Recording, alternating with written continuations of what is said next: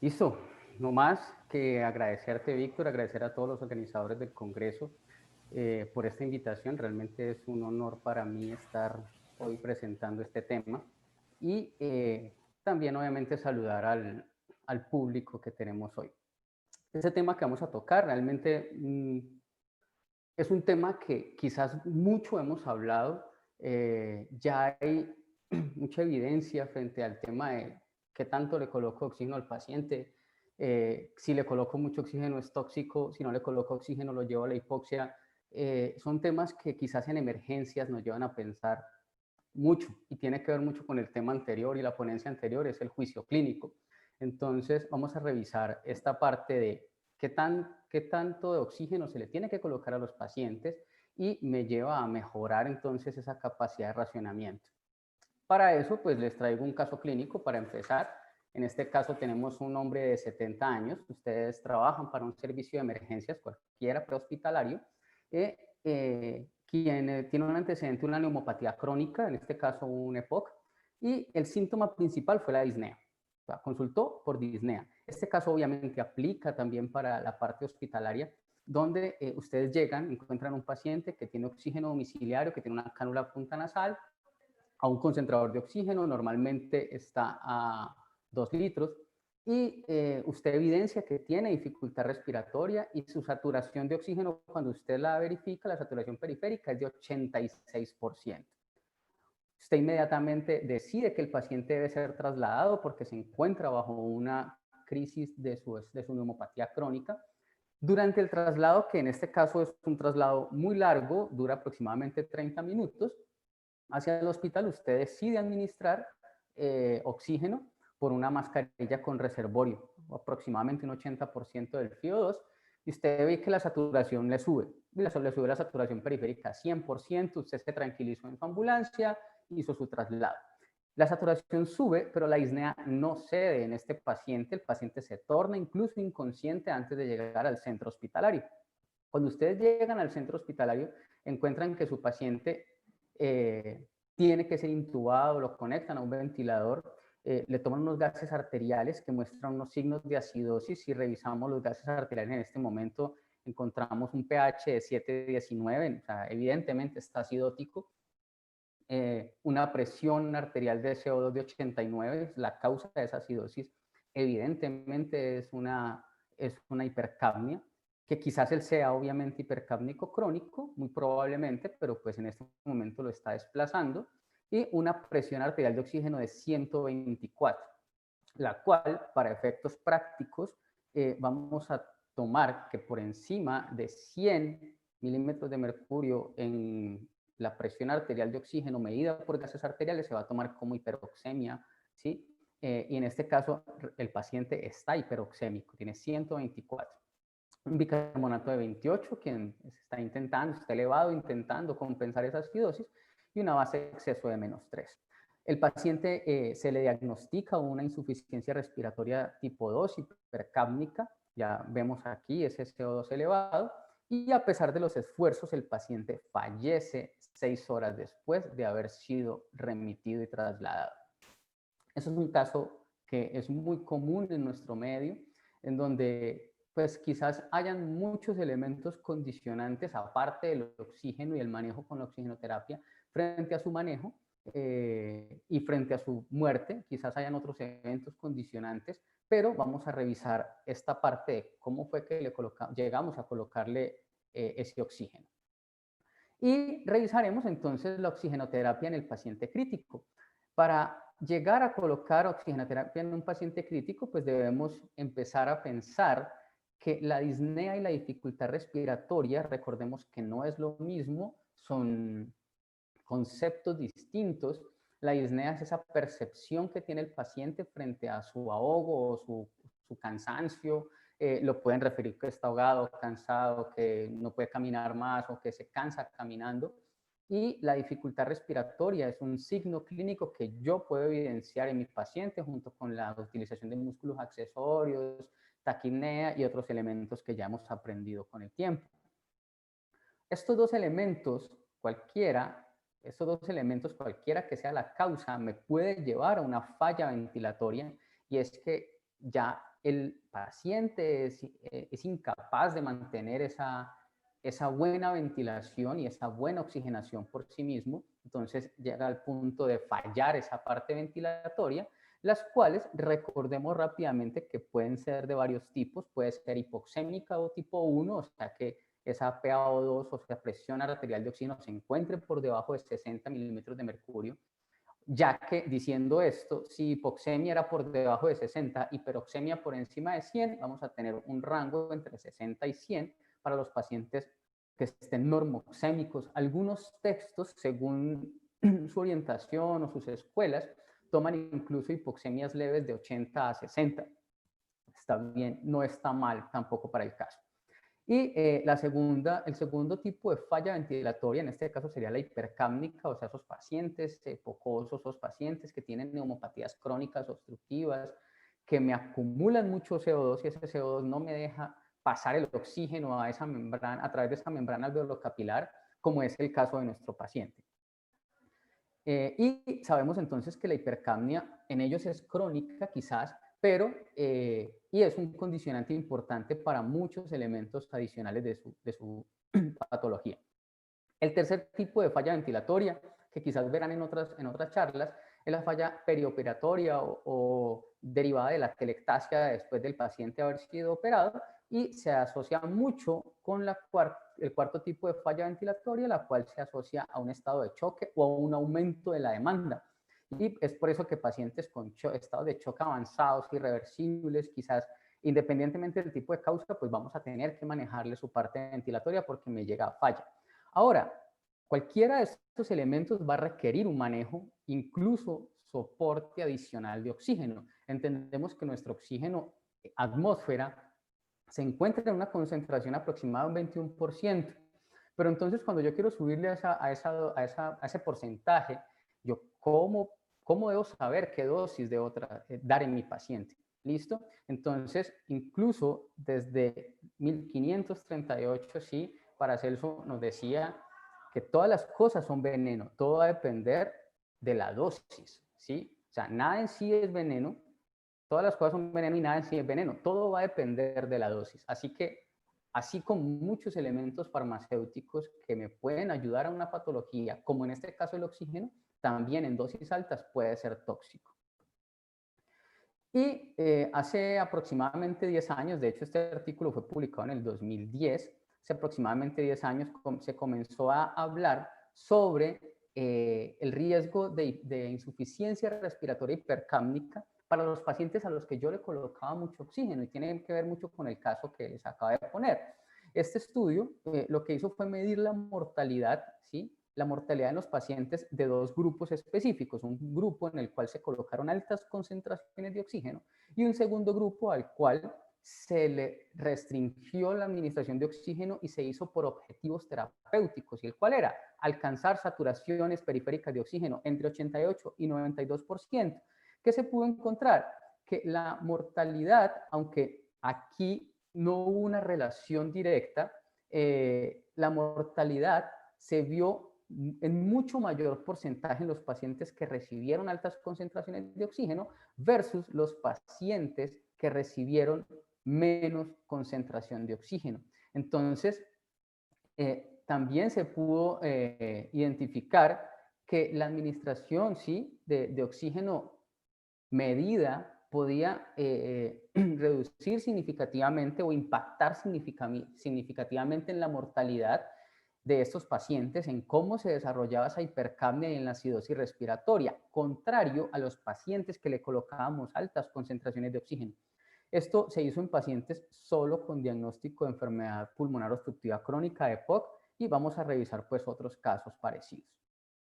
¿Qué hemos aprendido de los estudios? Pues hay estudios incluso desde muchos años antes, donde estudios en animales que se llevaron a hiperoxias prolongadas encontraron alteraciones histopatológicas, alteraciones de los tejidos, los cuales no se entendía muy bien hasta ese momento qué lo causaba, ¿sí? ¿Qué causaba esa disfunción de tejido? ¿Qué causaba ese aumento o esa aparición de edema, ¿sí? O aparición de membrana hialinas o trastornos a nivel pulmonar, ¿sí? Y muchos otros autores también, más o menos por los mismos años, pues fueron encontrando lesiones adicionales en animales derivadas del aumento en concentración de oxígeno, para lo cual revisamos un poco de la fisiología, y aquí me voy a detener un poco para poder entender cómo ese aumento del oxígeno finalmente me puede llevar a la lesión de una célula, y por ende no solo de una, sino de varias células que me comprometen un tejido.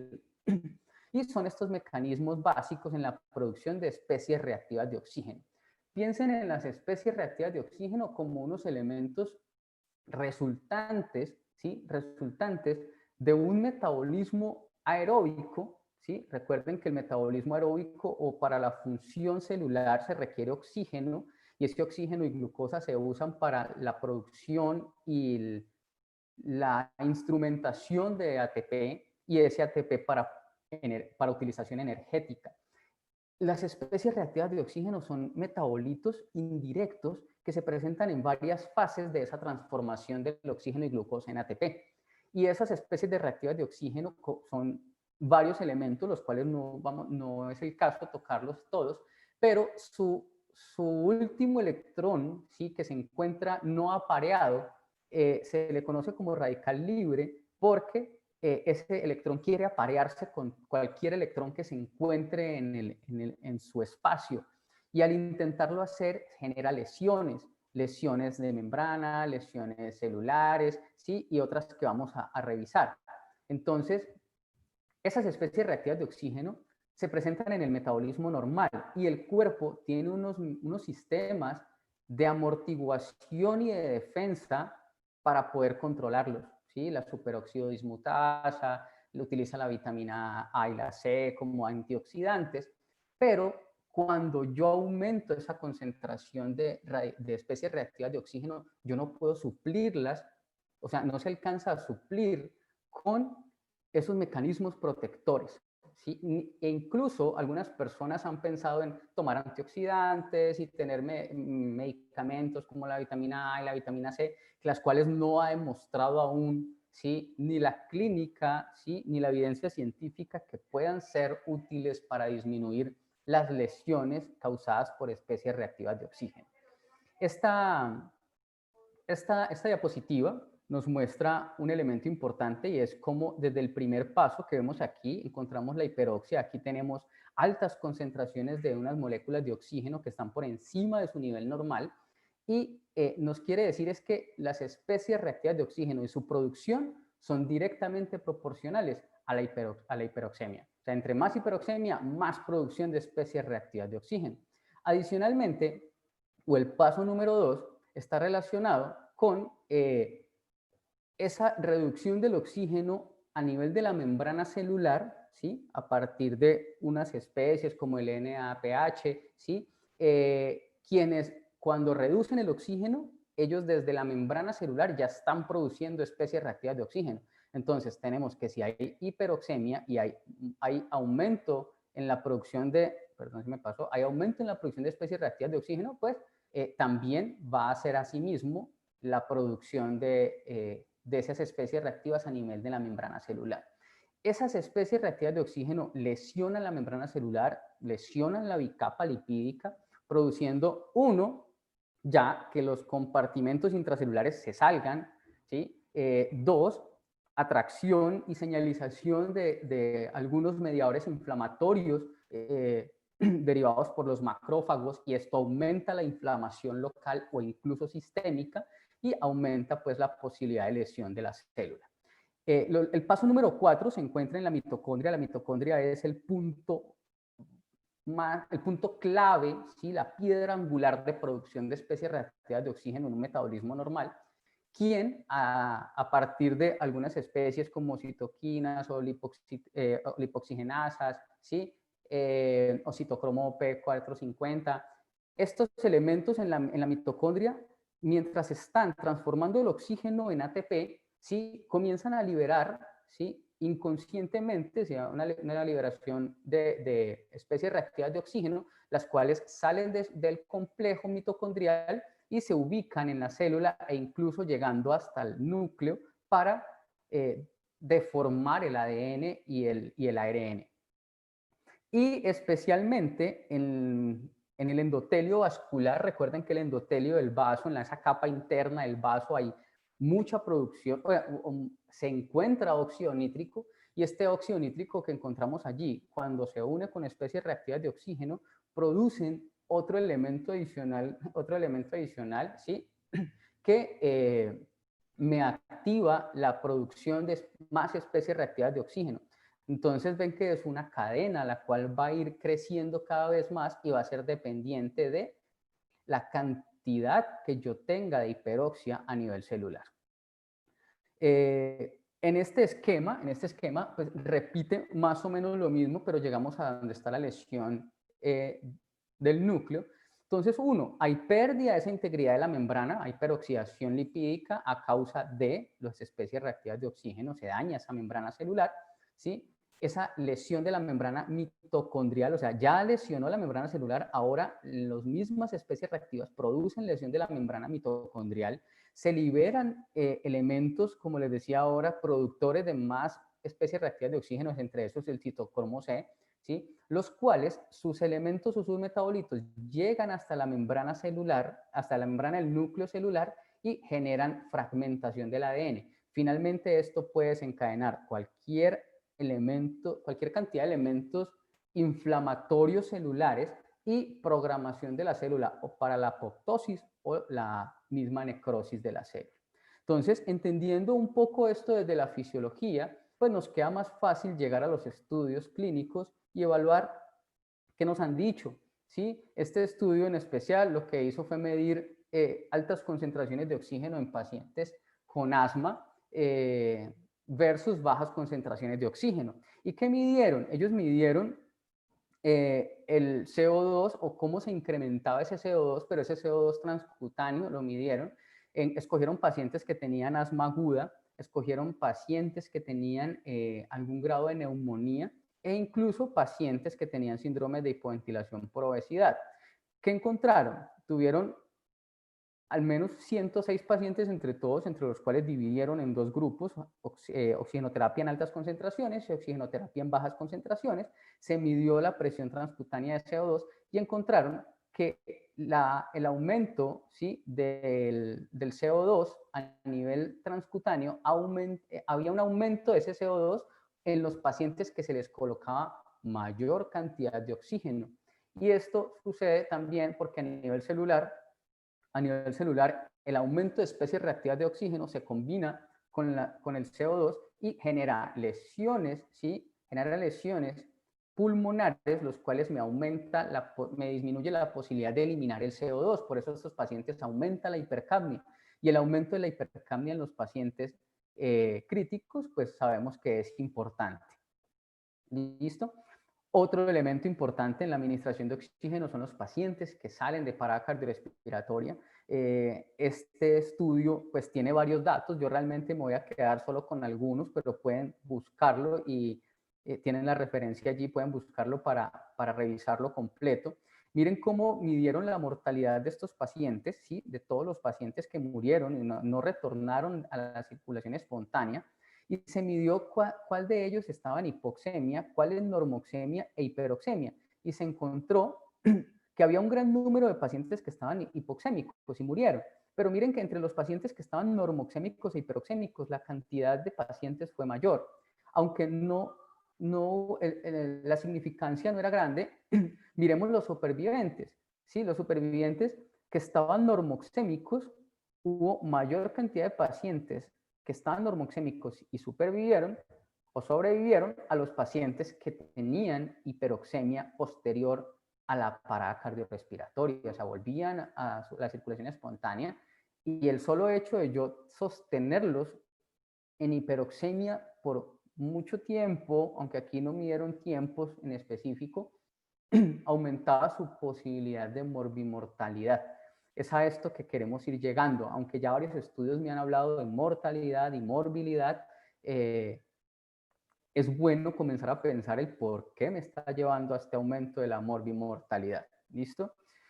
Incluso se han hecho investigaciones frente a cómo la hiperoxia puede afectar, ¿sí?, el flujo coronario, por ejemplo, es importante revisarlo.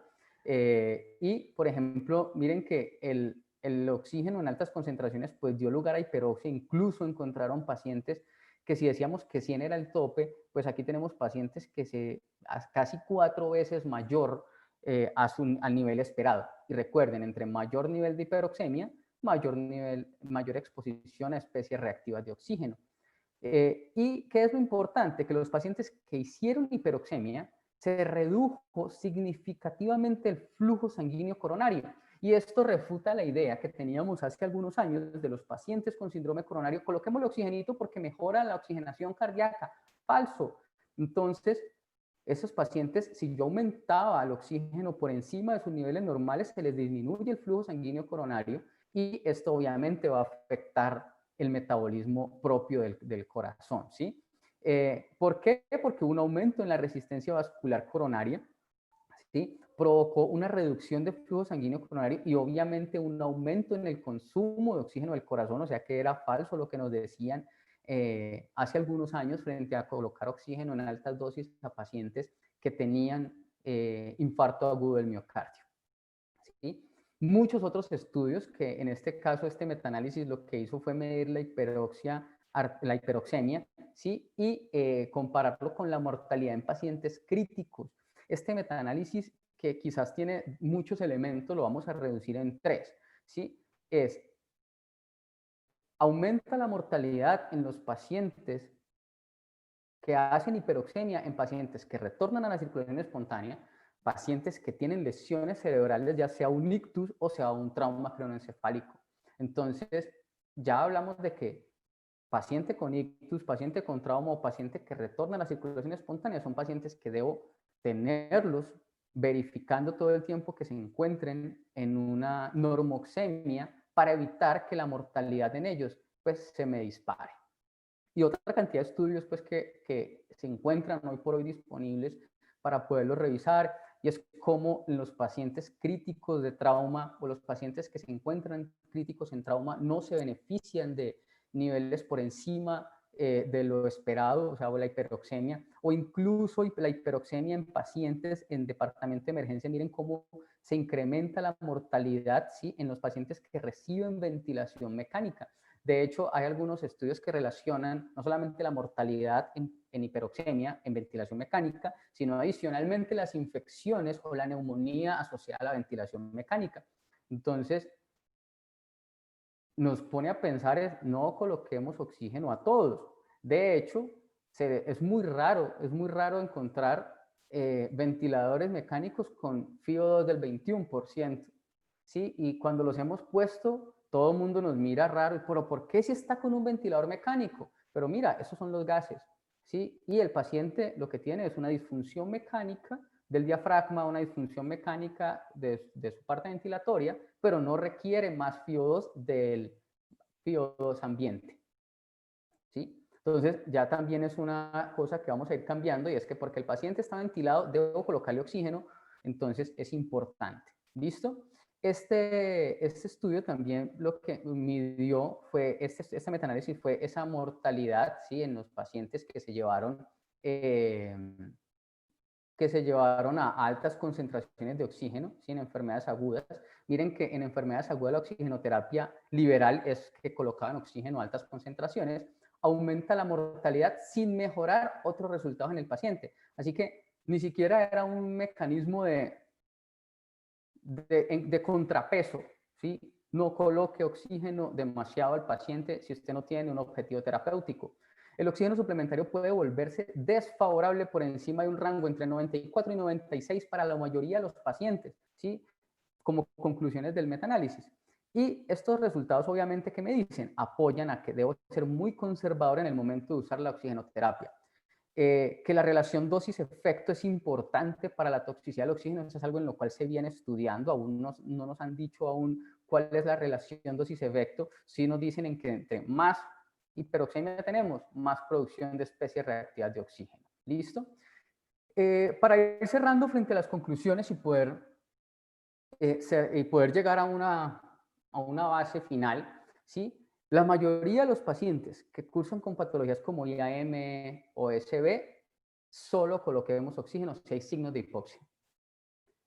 Pero es que no tengo cómo medir los gases arteriales, pero tengo un saturador periférico de oxígeno. Allí ya tengo una buena herramienta para trabajar y ahora, hoy por hoy, son muy comerciales, más fáciles de adquirir. El reporte oportuno en la historia clínica, ya sea prehospitalaria u hospitalaria, la cantidad de oxígeno que ponemos. Esto es un limitante muy importante, al menos en nuestro país, porque no lo reportamos. Y como no lo reportamos, no podemos hacer estudios frente a qué tanto oxígeno le colocamos a ese paciente en la reanimación o qué porcentaje de oxígeno le colocamos al paciente durante un traslado que duró tanto tiempo. Entonces, esto nos puede llevar a mejorar nuestros estudios y nuestros datos, ¿sí? Como lo dije al principio, busquemos corregir la causa de la disnea, que puede ser multifactorial y no simplemente derivada de la falta de oxígeno, ¿sí? La cual muchas veces puede ser por vía aérea, deterioro de la ventilación, problemas en el mismo transporte de oxígeno, o sea, ni siquiera es el ingreso del oxígeno, sino quién lo transporta. Entonces, eso es importante, ¿sí? Este estudio lo traje porque me pareció interesante. Es un estudio que hicieron con los reportes de medicina de combate en Irak, y ellos comenzaron a medir qué tanto los pacientes que serían en combate se les colocaban oxígeno a altas concentraciones o no, o los llevaban a hiperoxemia, pero en ellos la relación inicial no fue qué tanta lesión se producía, sino que en una etapa prehospitalaria y más de medicina táctica, las raciones de los insumos es súper importante. Si yo me gasto todo el oxígeno en 15 pacientes, pero tengo todo un batallón de 100 personas en la cual tengo que racionarlo, es importante hacerlo. Este estudio es importante porque recogió aproximadamente unas 28.222 víctimas, de las cuales solo gases arteriales tenía casi la mitad. Tienen ahí como un número de 10.900 algo. Solo había gases arteriales para ellos. ¿Qué pudieron encontrar en esos gases? Ellos, antes de seguir, los gases definieron hiperoxia como por encima de 100 e hiperoxemia severa o exagerada por encima de 300, ¿sí? Entonces, ¿qué encontraron? Que la hiperoxia se encontró aproximadamente en un 20% de estos 10.000, ¿sí? 20%, que es un número importante de pacientes, y la hiperoxia extrema en un 4,1%.